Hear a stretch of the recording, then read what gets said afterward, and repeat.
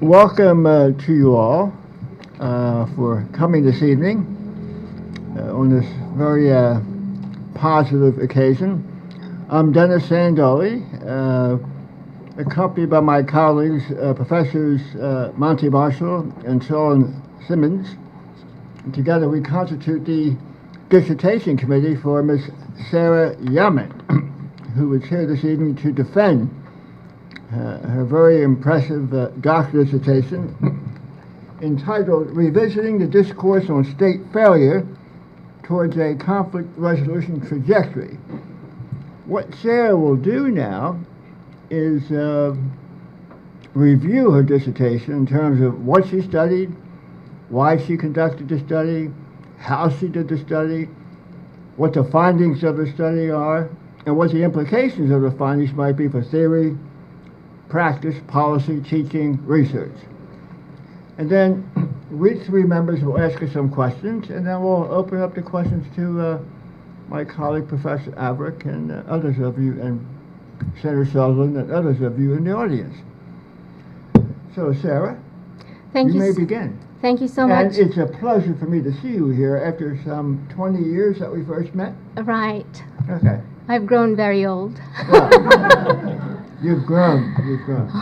Definitely.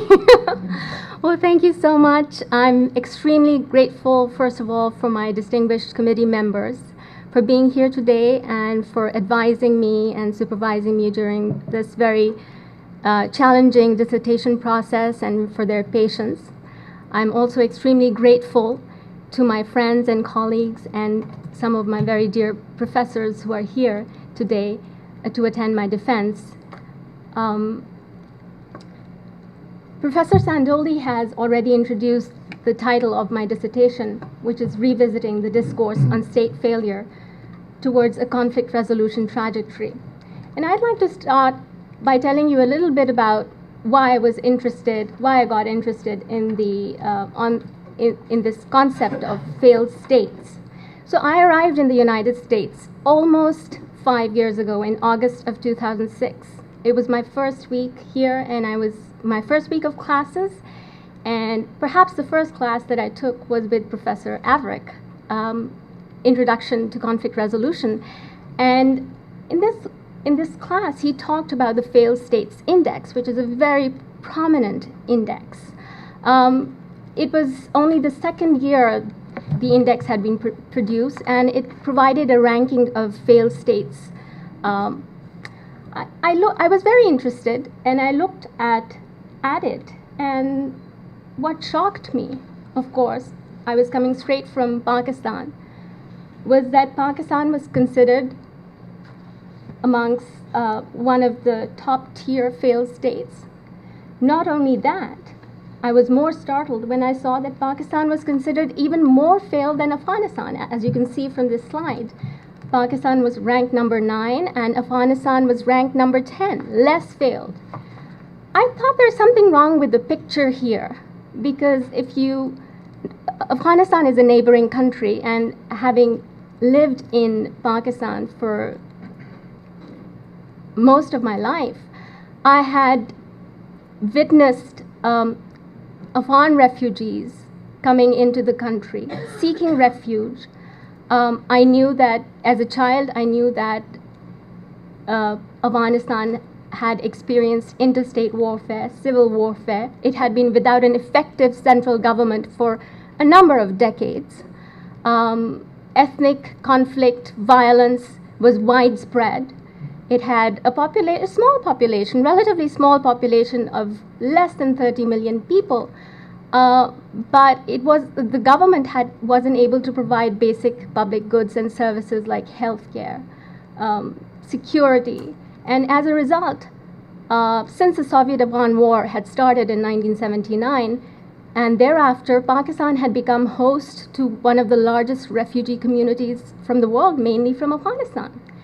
So I thought, well, I don't get it. And looking at the other states on this index, and since this was the second year and 148 countries were ranked, I looked at the top 10 states and I said, well, all these countries, Sudan, DRC, Cote d'Ivoire, Iraq, Zimbabwe, Pakistan, Afghanistan, they're all failed. What does it mean? How does calling all these states failed help us, and how does it help us resolve these issues? I realized that the term failed state had become a buzzword in policy discourses, in the media, and that it generated a lot of fear and alarm among policymakers. Anyway, I wanted to know. I wanted to look at the previous year's index, and I noticed that the first year that the index was produced, Pakistan was ranked at number 34, and which was a more plausible ranking. And I wanted to know, okay, why has Pakistan now become the 9th most failed state? And I looked and I started reading, and it said, well, Pakistan suffered a massive earthquake in 2005. So does that make Pakistan more failed than Afghanistan? I wasn't convinced. So that is how I really got into it, and I realized that there are a number of quantitative indices that are being produced in the U.S., in Canada, by other development actors such as the World Bank, that look at the weakness and fragility and failure levels of states and rank them. I wanted to know, coming back to the Failed States Index, which is published and produced by the Foreign Policy magazine and the Fund for Peace, I wanted to know, as a conflict resolver, as a student of conflict resolution, what the Failed States Index suggested how we respond to failed states. And looking at their FAQs, the index suggested, well, in order for these states to recover, for these failed states to recover, you need to build the capacity of 5 core institutions. And this was, to me, was a blanket or generalized approach to resolving the problem of failure. And it, for instance, the 5 institutions it suggested one needs to strengthen include the military, police, civil service, the system of justice, and leadership. And since I was clearly very concerned about Pakistan's state of failure, I felt, well, this is not the right answer, because Pakistan has a very strong military institution. It doesn't need to be strengthened any further. It's a nuclear power. It has the world's 7th largest standing army. We have corrupt police. The civil services are fine. And so clearly, I wasn't impressed by the Failed States Index. What alarmed me even more were statements like why the world's weakest countries pose the greatest danger. The concept of state failure is associated with threat. It is seen as a direct threat to the United States and to the global security. For instance, post 9/11, when President George Bush unveiled his U.S. national security strategy in West Point, New York, he stated that America is now threatened less by conquering states than we are by failing ones. But even prior to that, development actors, global peace-building actors like the United Nations had taken up and expressed their concern with failed states, and this was in the post-Cold War security architecture. For instance, in 1992, the former Secretary General of the United Nations, Boutros Ghali, stated that the time of absolute and exclusive sovereignty, and he's referring to states, has passed. Its theory was never matched by reality. What he was arguing for and articulating, in effect, was the threat that was posed by failed states and the need for military intervention in response to the problem of state failure. Now, in 1945, the United Nations had affirmed the principle of non-intervention in states in its Article 2.4 and in several other UN conventions. The principle of non-intervention is a Westphalian principle. But it appeared that several development actors, such as the UN and world's greatest superpower, the United States, were very concerned with the threat posed by weak, fragile, and failing states. And they felt that it was a global responsibility to respond to state failure, especially when it threatened local populations, when there was civil war, and also when these actors felt threatened by these failed states. Thus, in 2001, in the wake of 9/11, when the United States intervened militarily in Afghanistan, it was basically argued by President Bush that it was a failed state that posed a direct threat to the United States.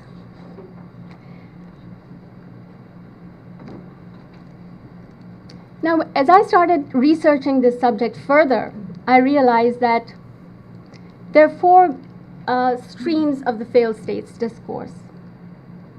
There's the security and peace-building discourses, which are represented in the U.S. National Security Strategy documents, and the one I mentioned in 2002. Subsequent documents, National Security Strategy 2006, 2010, they all articulated the right of preemptive military intervention in weak, failing, and fragile states. Documents by the UN, which suggested that military intervention was appropriate when there was a humanitarian crisis, when there was civil war. Likewise, there were other think tank and policy advocacy discourses, such as the Failed States Index. The Brookings Institution released its own index of state weakness. There's a peace and conflict instability ledger, which, by the way, is very good. And some of these documents challenged each other. Some of them were aligned with the President Bush's discourse. We had the development discourses, academic discourses, and I found that everyone had their own take on the subject of failed states, and there was no consensus on what is a failed state. But my concern was that a diverse range of states, as diverse as Iran, North Korea, Pakistan, Cuba, Afghanistan, Iraq, Algeria, Bangladesh, Sierra Leone, Sri Lanka, you name it. It seemed that the world was full of failed states, and there were more failed states, and that global security was threatened by it.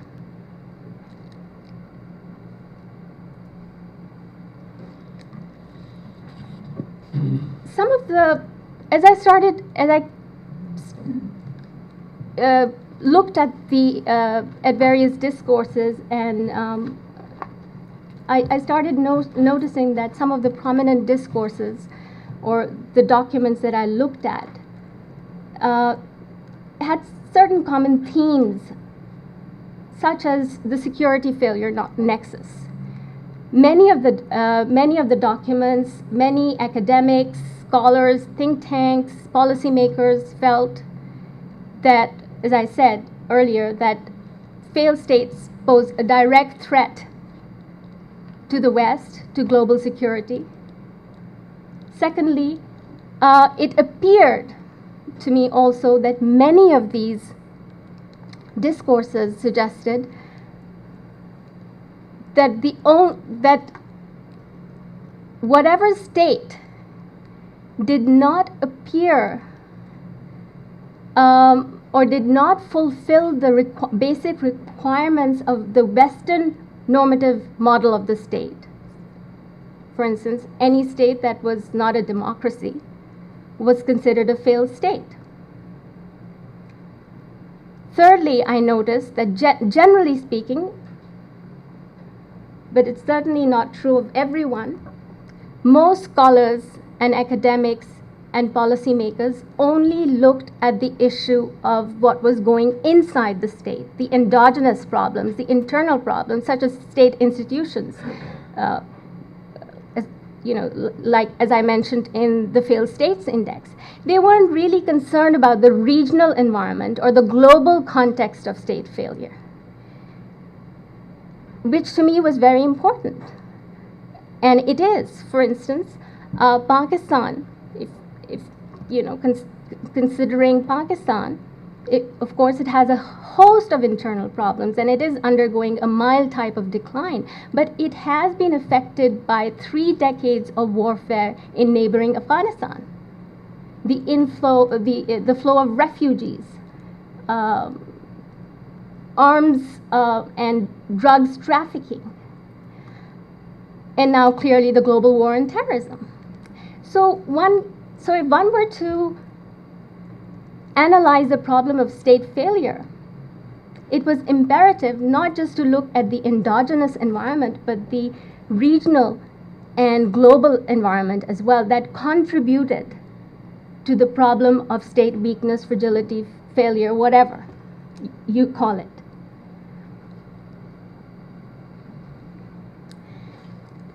So I started with 2 hypotheses as I began to work on my dissertation. One was, of course, my concern with military intervention in failed states. And I felt that military intervention exacerbated the dynamics of state failure, although it is often justified and rationalized on the pretext of state failure, such as in Afghanistan. Because state failure implies the loss of sovereignty. It implies that a state is unwilling or unable to protect its own populations. And I had observed, for instance, the impact of military intervention, the global war on terrorism in Afghanistan and in Pakistan.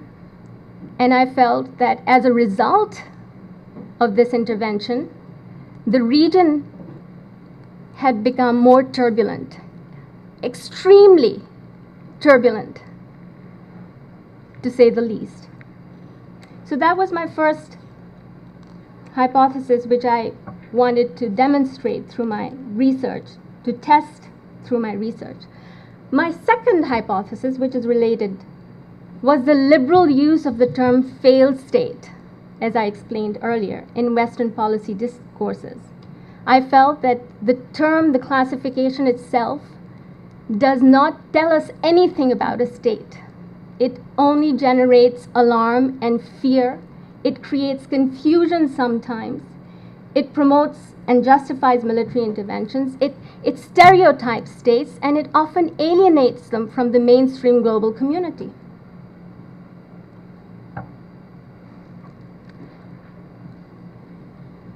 I felt that the discourse on failed states generated by many of these indices ranking failed and fragile states drew from and had a direct relationship with policy. And the way I saw it, the problem was that Western discourses generated in the U.S. By global development actors such as the UN and the World Bank, in Britain, in Canada, promoted an ambiguous, or were basically engaged in an ambiguous conceptualization of the problem, because there was no agreement or consensus on what state failure is. That the discourses were security-centric, that they were driven by the security interests of these actors, that they delegitimized the failed state, it became the other. It wasn't seen as a problem to be solved, it was seen as a threat, as an enemy. And as a result of this discourse, the policy discourse, some of the academic discourses, the think tank discourses, the responses to failed states were reactive, coercive, and invasive. And as a result, whatever failed states were experiencing military intervention were becoming more unstable. The conflict environment was becoming more complex because of the addition of external military interveners who were not neutral, and there was further diffusion of insecurity, spillover of violence. As to me, it was very obvious in South Asia, in Afghanistan and Pakistan in particular.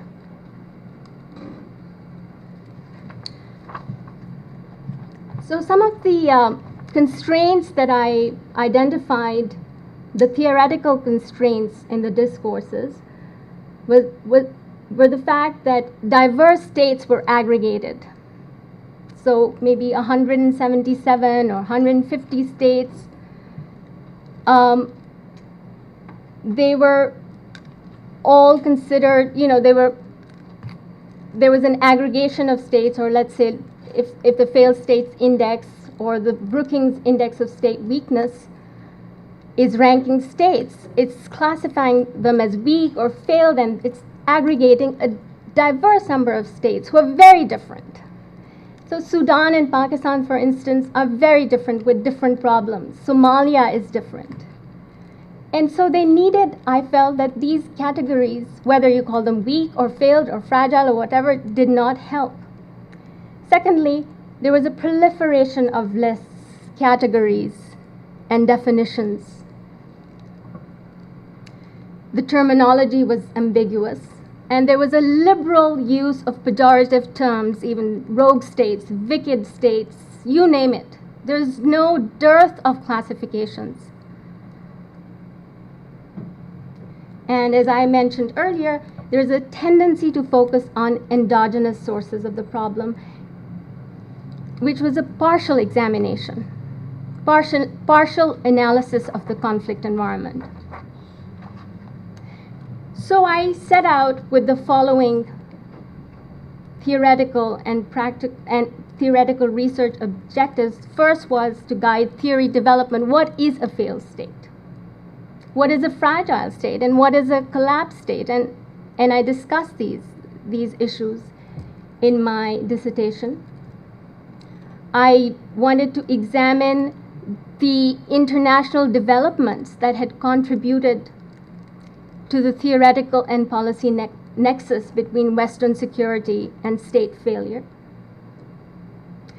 I also wanted to test the impact of military interventions, because I wasn't just concerned with Pakistan and Afghanistan. That could have been just, an exception. I wanted to test the impact of military interventions in other countries, and I found that the failed states discourses did not generally do that. Some of them do mention it, but there was no study that I was aware of that tested the impact of external military interventions in failed states. And finally, as a student of conflict resolution, I wanted to make recommendations for state stabilization in failed states.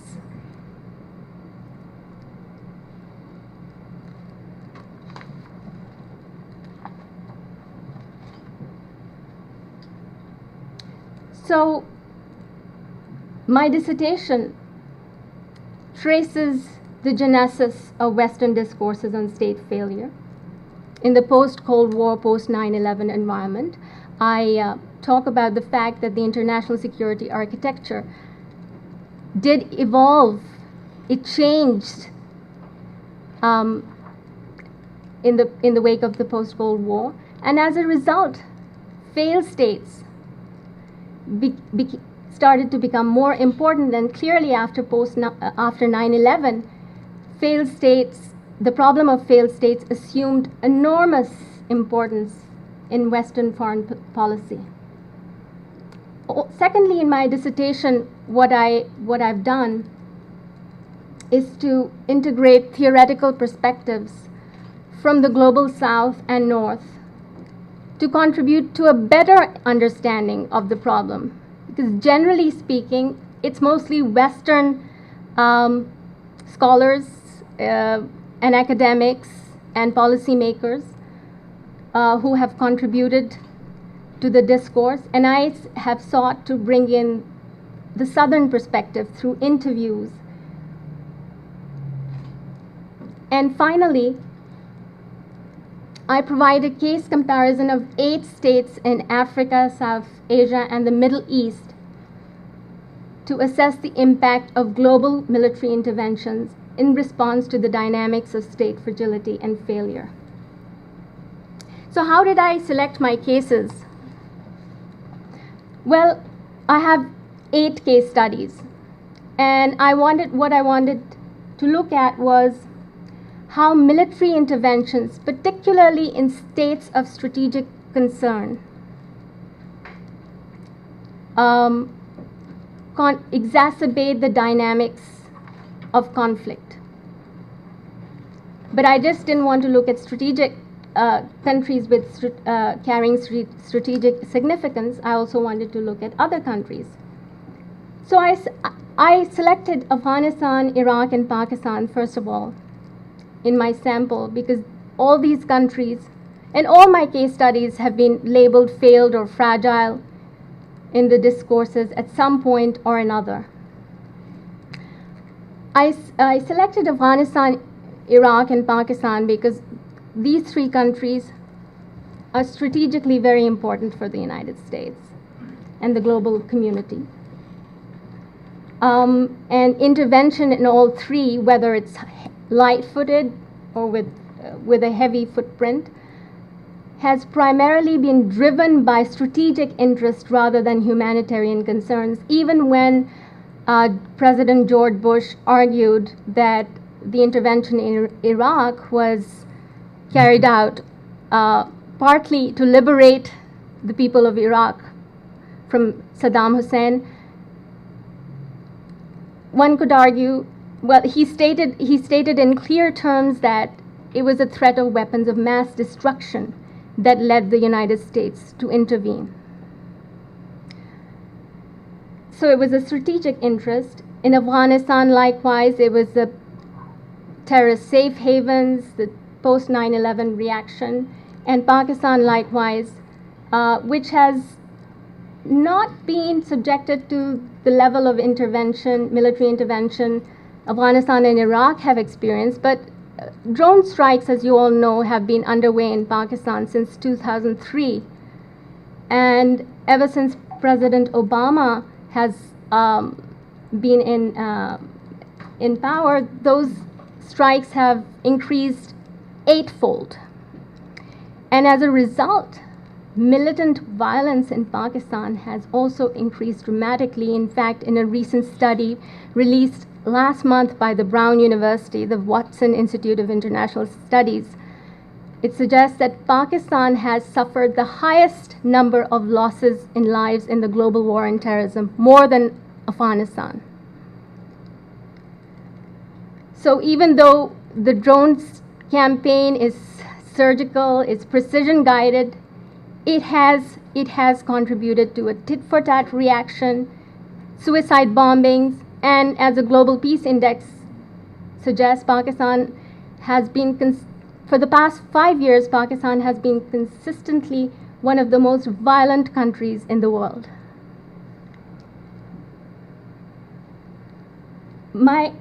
Then I selected some 3 case studies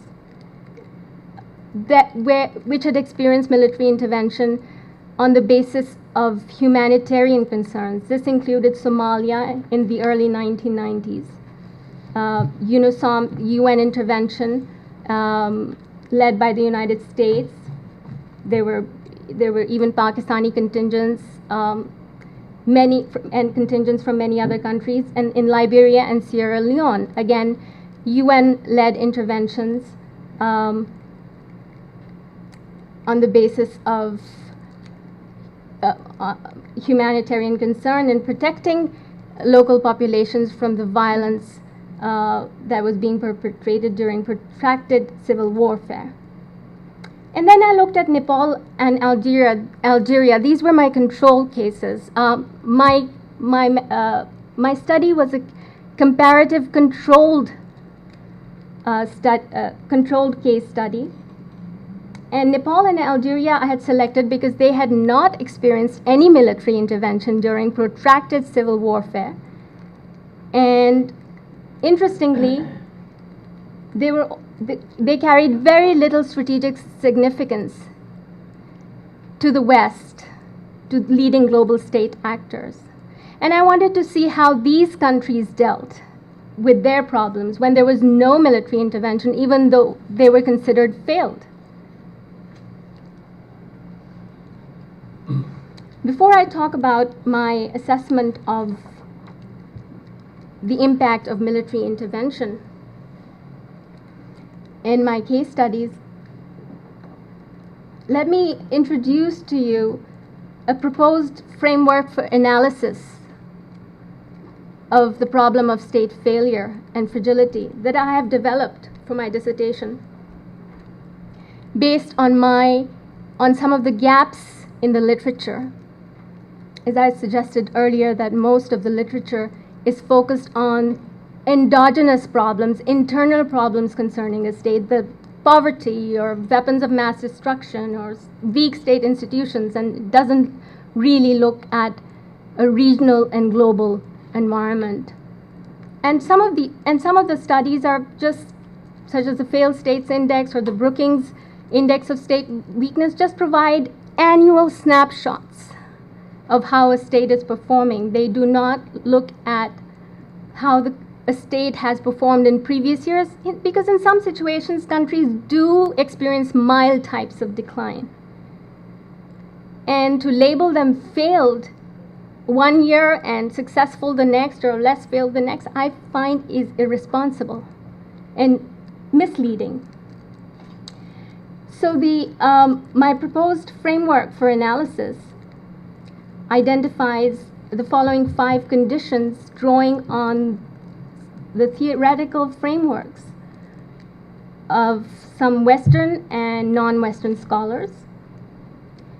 They include the problem of protracted social conflict. So in order for a state to be considered failed, it should demonstrate, it should have been engaged in, or it should have experienced protracted conflict for prolonged period of time. Often failed states are situated within protracted conflict regions, so the region itself has been experiencing conflict for a long time, the conditions of conflict for a long time. Likewise, hostile neighbors, failed states are often situated, they often have hostile neighbors, they have been engaged in warfare. Failed states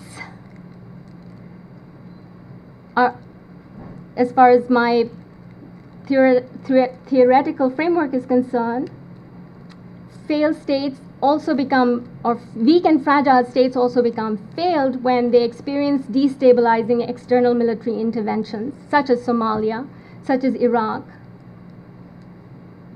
which contribute to tit-for-tat reactions, insecurity diffusion, and when the state institutions, the responses of elites and civil society in particular, is inadequate for overcoming or resolving those problems.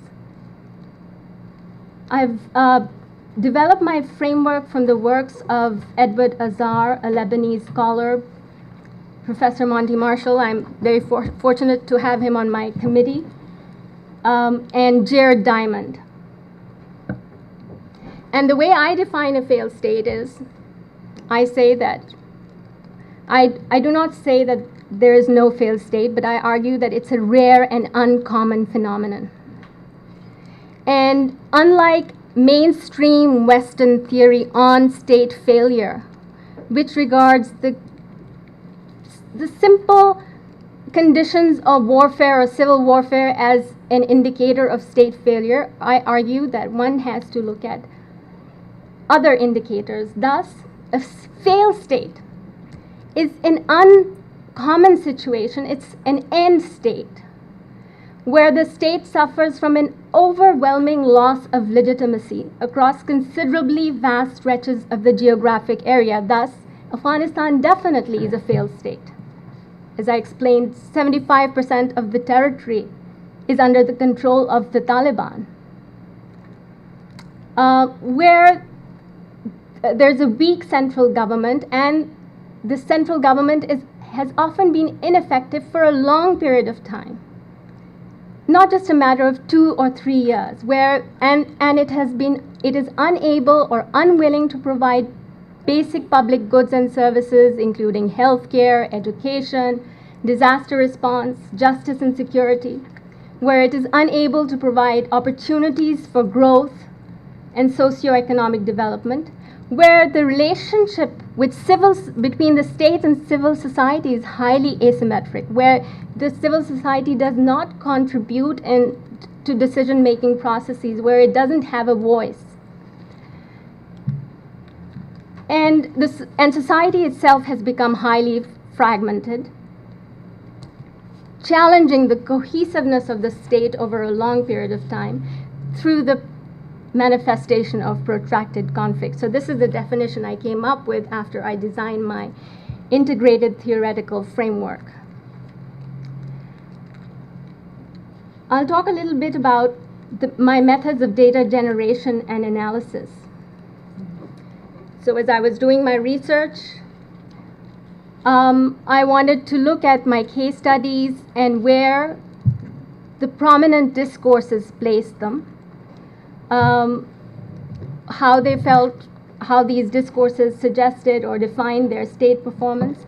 I wanted to look at the problem. I wanted to examine if there was a relationship between military intervention and state performance, whether there was some change in the performance of states for the better or for the worse after it had experienced military intervention, during the military intervention, and post-military intervention. I also examined how various local, regional, and international actors responded to instability in these states. I was very interested in how conflict resolution processes had been planned and implemented in various state stabilization initiatives.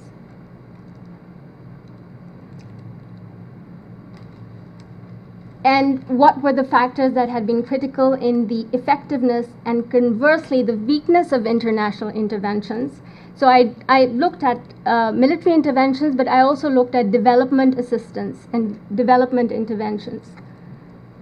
I also looked at how the rankings in various quantitative indices, some of them I've mentioned to you, whether they were congruent, whether they match, whether they were compatible, whether these indices were generating the same kinds of results.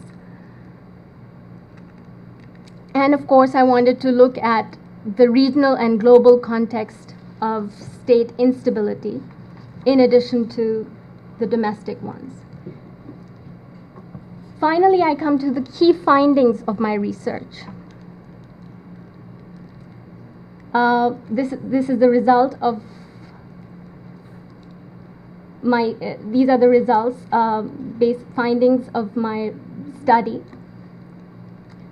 So one of the most important findings is that states of strategic concern to the West are more likely to experience external military intervention. So, for instance, Nepal and Algeria both had experienced civil warfare, which was in both cases was nearly a decade long. But because the international community was not really pushed, did not have a direct stake, they did not intervene.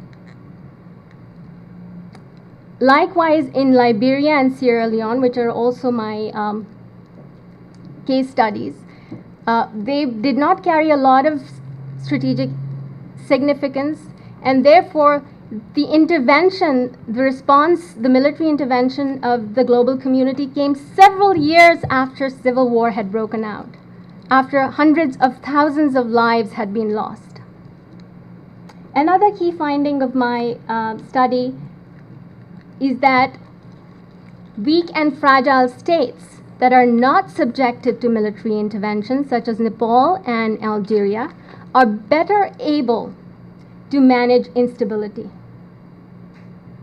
than states which have been subjected to military intervention. In most cases, especially when the military intervention is prolonged, when the military intervention is not able to demonstrate that it is not successful in restoring security, when it is not successful in protecting local populations. In those conditions, those countries become much weaker as a result of military intervention. My third key finding is that external military intervention will be more successful when the states are not of strategic significance, clearly because the posturing is not enemy-centric, it is more neutral. And military interveners are more likely to explore opportunities for conflict resolution, problem solving, dialogue. Another key finding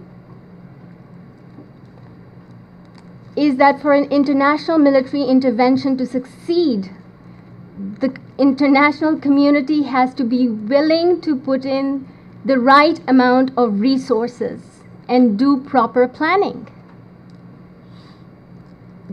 One example is Somalia, which experienced military intervention in the early 1990s. It was a humanitarian intervention with strategic undertones, but the conflict in the country became more complicated as a result of the intervention.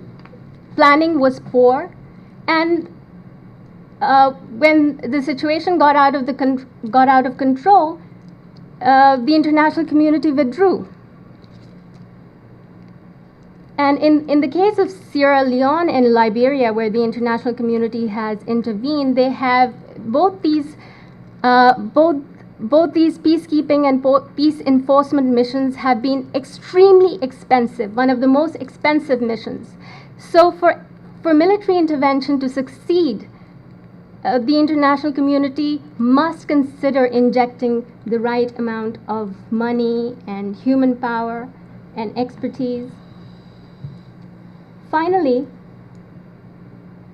as I suggested earlier, external military intervention is likely to be most effective when designed to enforce and keep the peace and to create the space for political dialogue and problem-solving processes. So military intervention, unless it is embedded in an overarching problem-solving conflict resolution plan, is not going to succeed in stabilizing a country, as we're witnessing in Afghanistan. The only solution, in my opinion, is for conflict resolution, problem-solving dialogue between all the parties, including the Taliban, first and foremost, in order to bring about some level of stability. And here's a figure showing the trajectories of my case studies. This is a comparative quantitative analysis of state performance. What I've done is taken the mean scores of state performance of these 8 countries provided by 12 different quantitative indices. And I have examined their performance before military intervention, during intervention, and post-intervention, where intervention has come to an end. And I find that the 2 countries which are doing the best are Algeria and Nepal. And that confirms my hypothesis that military intervention in most cases is liable to do more harm than good. And that countries, if left to manage their own problems, in most cases will be able to do so. I will take 5 more minutes of your time to talk a little bit about the implications of my findings.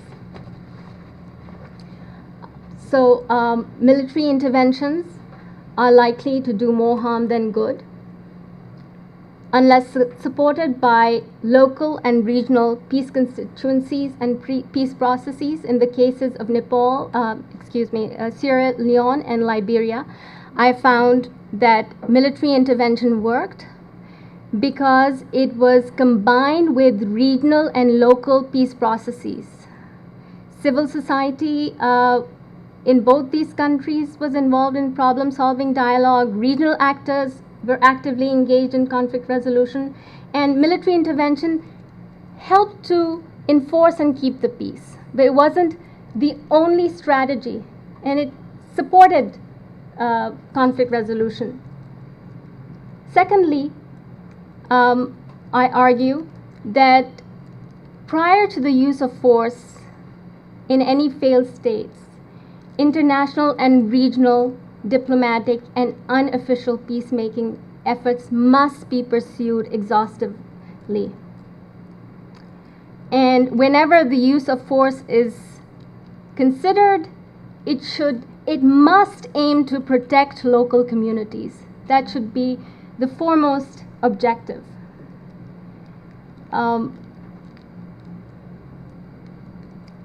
Likewise, military intervention should be planned within an overarching conflict resolution process, and it should be accompanied with indigenous and externally mediated problem-solving initiatives. Likewise, community reconciliation efforts and problem-solving initiatives should take precedence in conflict and post-conflict societies. We've seen in the case of Somalia, for instance, where the international community has sort of lost its appetite for intervening, and many regions in Somalia, particularly Somaliland and Puntland, have been able to overcome instability primarily through locally driven conflict resolution and community reconciliation processes. So I find that this must be, community reconciliation must be seen as a precursor for state stabilization. As far as development aid is concerned, I found that development aid tends to stall local economic development processes. It increases donor dependency. And it generally doesn't help, and I suggest as an alternative regional economic integration initiatives, more trade, more opportunities for trade for these countries rather than development aid. Likewise, I also talk about the importance of engaging civil society in building state institutions. This is a very important factor. Civil society, especially in my country, I find we have a very vibrant civil society, and when civil society is supported, they can serve as an effective catalyst of change. And in the case of Liberia and Sierra Leone as well, it was seen that civil society was very actively engaged in conflict resolution processes, and as a result, these countries have come out of the state of protracted civil warfare. Regional early warning mechanisms are also very important. So setting up of research think tanks, regional think tanks that observe conflict hotspots. They have expertise, local knowledge that very often players like World Bank and the UN and other Western think tanks don't have. So it would be very helpful to support regional early warning mechanisms. And in West Africa, for instance, there is the EcoWarn. It's a regional initiative for monitoring conflict and preventing it. And I suggest that one should support the minimal state model, which is the minimal state model is actually provided by the World Bank, and the World Bank actually rejects it because it argues that the minimum state is a state which is only able to provide basic goods and services, healthcare, justice and security, but it does not contribute to socio-economic development much. But I argue from a conflict resolution perspective that this, rather than rejecting the minimal state, because many post-conflict countries start at that level, it should be seen as the first step towards building a stronger state. So there should be more tolerance for weak states with lower capacity. And finally, implications for teaching, theory, and research.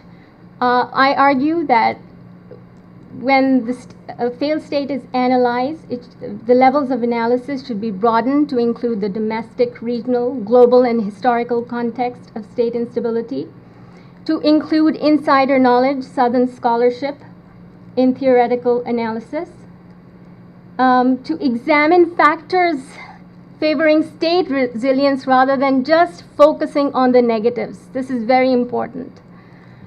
So, a country may be experiencing a mild or more severe form, a more severe type of a decline, but it's important to look at indicators which favor that country and which could help that country turn around. And I make a case for small N research approaches rather than aggregated methodologies to provide a more specific appraisal, the context of states in different stages of development, states with different resources, population sizes, so on and so forth. And now, thank you so much. And without further ado, I would like to open the floor for questions and answers. And I would, if my distinguished chair would like to say anything, please feel free to do so. Thank you. Thank you.